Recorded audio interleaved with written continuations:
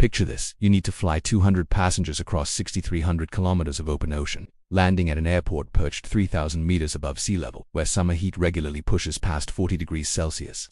For nearly every modern airliner in service today, this mission would be impossible. The air would be too thin, the runway too short, the distance too far. Yet one aircraft handles this challenge routinely, as if it were designed specifically for such extremes. That aircraft is the Boeing 757, and as of late 2024, 572 of them continue flying commercial routes worldwide. Some have been in continuous operation for over 3 decades, yet they remain indispensable. Delta Airlines operates 104 of these machines, making them both the largest operator and the most dependent on this aging workhorse. But here's the crisis: these jets cannot fly forever. The sports car of the skies. When Boeing unveiled the 757 in 1981, aviation insiders quickly nicknamed it the sports car of the skies. This wasn't mere marketing speak. During an early demonstration flight packed with industry executives, the captain warned passengers that takeoff would be unusually steep. What followed left everyone speechless. The aircraft climbed like a fighter jet, its nose pointing skyward at angles commercial passengers had never experienced. That raw power became the 757's signature. The secret lay in an extraordinary combination of engineering choices that, decades after the last aircraft rolled off the production line in 2004, remains unmatched. With capacity for 200 to 240 passengers and range extending to 3,900 nautical miles, the 757 carved out a unique market position. It wasn't just about the numbers. It was about delivering exceptional performance where other aircraft simply surrendered. Engineering excellence. The 757's true genius emerged in how it balanced competing demands that typically force aircraft designers to make painful compromises. Most airliners must sacrifice either capacity, range, or takeoff performance. The 757 refused to choose. Equipped with either Pratt & Whitney PW2000 or Rolls-Royce RB211 engines, it delivered a thrust-to-weight ratio that allowed fully loaded takeoffs from challenging airports that would ground competing aircraft. This wasn't just impressive. It was revolutionary. This exceptional power transformed the 757 into the preferred solution for what industry experts call long and thin routes. These are connections between cities generating insufficient passenger demand to justify wide-body aircraft, yet requiring more capacity and range than conventional narrow-bodies could provide.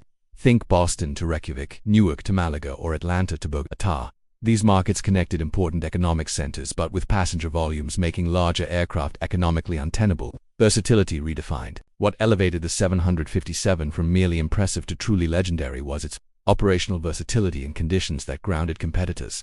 It could operate from airports suffering from hot weather, high altitude, or that particularly challenging combination of both. This capability opened up airports like Midway, Orange County, and Aspen to long-haul operations. Routes that seemed impossible suddenly became routine. The aircraft's narrow fuselage allowed access to smaller airports while maintaining sufficient cabin length for up to 240 passengers. However, this remarkable performance came with a significant trade-off. The 757 consumed more fuel per passenger kilometer than modern efficiency standards would tolerate. Those powerful engines in 1980s design philosophy prioritized capability over economy. It represented aviation engineering's classic compromise: absolute performance versus operational efficiency. During 23 years of production, Boeing manufactured over 1,000 units, but as the new millennium progressed, questions about the aircraft's future intensified the production decision. By 2004, Boeing faced mounting pressure regarding fuel efficiency and emissions reduction. The decision to end 757 production seemed rational at the time.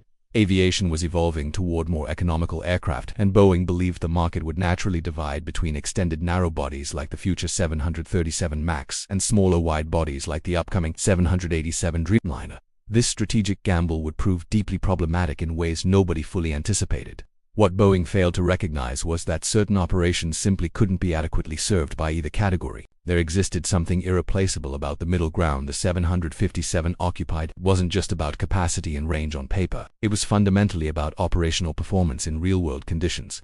As years passed and 757 fleets aged beyond 20 and 30 years, this gap became increasingly apparent. Airlines desperately needed replacements, but none of the available options truly measured up.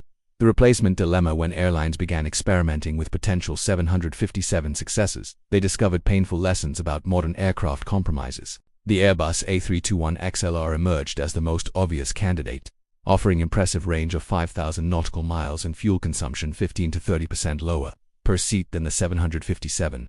On paper it appeared perfect. In practice, reality proved more complicated. Airlines quickly discovered the A321XLR lacked the 757's performance in challenging conditions. At high-altitude airports like Cusco at 3,400 meters or La Paz at 4,150 meters, the A321XLR required significant reductions in fuel load or passenger count for safe takeoff. At Orange County, where the 757 could depart fully loaded from a 1,700-meter runway even on hot days, the A321XLR needed operational compromises that directly impacted route economics. Boeing's 737 MAX 10 fared no better, falling short on both range and performance capabilities.